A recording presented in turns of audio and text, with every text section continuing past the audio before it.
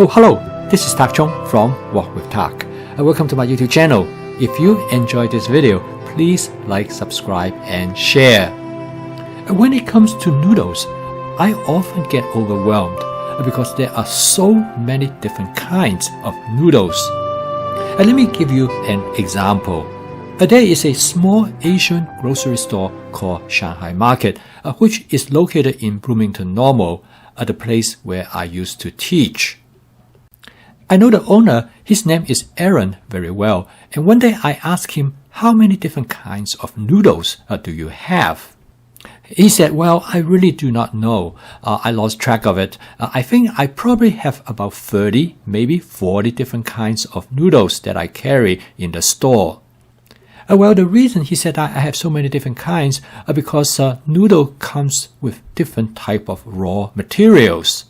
The one that we are most familiar with is, of course, wheat noodles, which in itself, there are many different types. Not to mention, there are different brands as well. He said, I also have different types of rice noodles that come from different countries. And they comes in different thicknesses as well. He said, another noodles that I carry regularly is the mung bean noodles, which come mainly from China and Southeast Asia. He said another noodle has become popular is the sweet potato starch noodles, which originated from Korea but now is available from other countries as well. And next, he showed me a noodles that actually make from cornstarch, which is very popular in Philippines and Malaysia. By the time when he finished showing me all these noodles, my head started to spin. So an obvious question that you might ask, why there are so many different kinds of noodles? According to my friend Jenna, who is a food anthropologist, and she said that mainly is geographical. From the part of the world that grows wheat, they will have wheat noodles. But from other part of the world that the main crop is rice, then you will have rice noodles. For quite some time, I used to associate particular noodles with the cuisines. For example, if I'm going to eat Asian food, I should use Asian noodles. And if I'm going to dine on Italian cuisines, then I should use spaghetti noodles.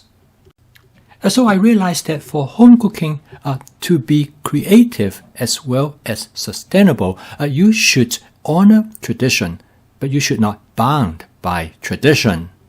A couple of nights ago, I did a video on how to prepare a spaghetti dinner in the wok. I boiled 2 pounds of pasta noodles in the wok, and I used about 1/4 of it. I placed the remainder of the pasta noodles in plastic containers, and I stored them in the refrigerator. In this video, I'm going to demonstrate to you how I'm going to use the remaining of the pasta noodles in making a lo mein. The purpose of this video is to demonstrate that you can use any of those noodles on the shelf of Shanghai Market basically to create the same dish.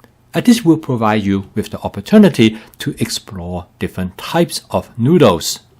It will make your meal more interesting and provide variations to your rotation. This dish provides a demonstration of the application of my fast cooking system, which is flavor chasing, advanced prepping, stir frying, and template-based cooking.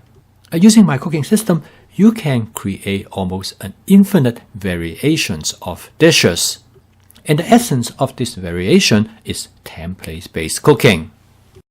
Okay, let's go into the kitchen and I'll show you how I cook this dish. I'm going to start out with 2 tablespoons of canola oil in my Cuisinart 14-inch stainless steel wok. I'm going to heat up the oil until it starts to smoke gently, and I'm going to let it smoke for about 15 seconds, and this is the time when the wok is being seasoned. I call this method spot seasoning. It's basically I season the wok right on the spot each time before I cook. Using this method, it will assure me that I will have a non-stick cook surface. For this lo mein dish, I'm going to create a vegetable medley that I already have in my advanced prepping. The first item I'm going to add into the wok is some bok choy. I had this bok choy for about 10 days, and they are still in really good shape. This is the last I have, and I want to use them up. Next, I'm going to add some king oyster mushroom. Again, I had them for about 10 days, which I purchased from HMart. This is also the last amount that I have. Again, they have excellent shelf life. They are still in really good shape. And the next vegetable ingredients I'm going to add is some zucchini. Again, I have them already in my advanced prepping. Advanced prepping is essential. It makes my cooking more spontaneous as well as intuitive. Advanced prepping is also critical for template-based cooking. Template cooking rely on the ability to substitute different ingredients. And with advanced prepping, you have many different ingredients to choose from. After stir-frying the vegetables for about 1 minute, I want to make sure the vegetables are well coated with oil. Hot oil is essential for stir-frying because it is the oil temperature that allows the Maillard reaction to take place. And you probably remember the Maillard reaction is the chemical reaction that takes place on the surface of the food ingredients in creating flavor molecules. The hot oil essentially provides the temperature environment for the Maillard reaction. Stir-frying is a very clever cooking technique. By constantly stirring the food ingredients, you only need to use a very small amount of oil.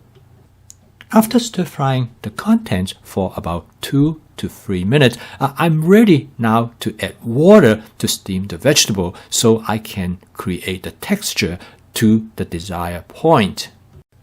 And the reason that I need to steam the vegetables because steam is far more effective in penetrating into the center of the food ingredients. Instead of adding a lot of water all at once, I'm only going to add a small amount of water at a time. I just want to add enough water to sit at the bottom of the wok. If I add too much water, it would dilute the flavor of the food ingredients. At the same time, it will maintain the nutritional quality of the food ingredients as well. You notice that at the same time, I use the wok spatula to scrape the bottom of the wok. Because quite often, food residue can get stuck and burn to the bottom of the wok. These food residues are rich in flavor, and using this method, it will allow me to return the flavor back to the dish. At the same time, combining the water as well as the wok spatula, it allows me to clean the wok as I cook.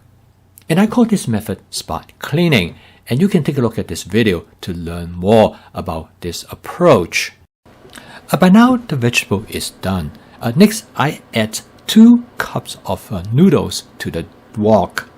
After I remove the noodles from the refrigerator, I warm them up in the microwave oven for about 1 minute. It makes it easier for me to tease them apart. By this time, I have turned off the heat.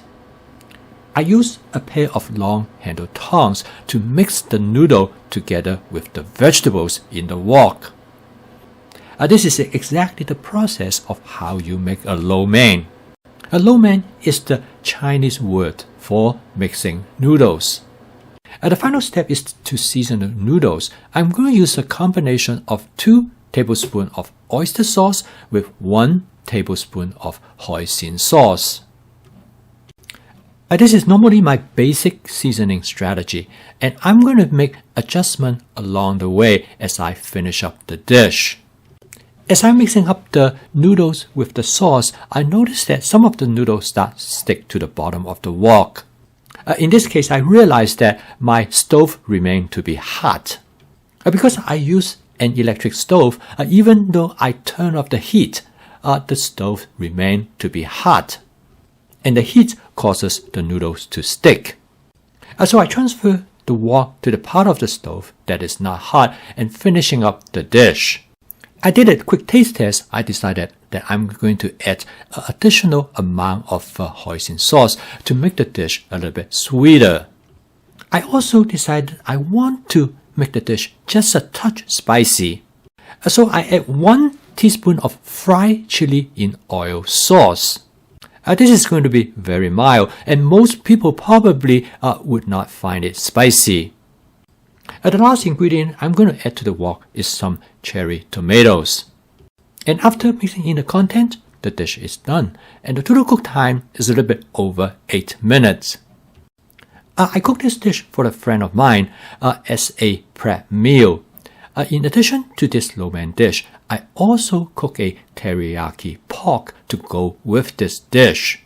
And with my fast cooking system in flavor chasing, advanced prepping, stir frying, and template-based cooking, I was able to cook these two dishes exactly the way I think how they would like it. So you might ask what I'm going to do with the remaining pasta noodles that I have. I think I'm going to pan fry them to create a pan fried noodle dish. So as I have shown you here, this represents a template that you could modify using other types of noodles. I post a video every day to help you to make home cooking as part of your daily routine that is practical, efficient, and fun. So keep on cooking. I will see you tomorrow.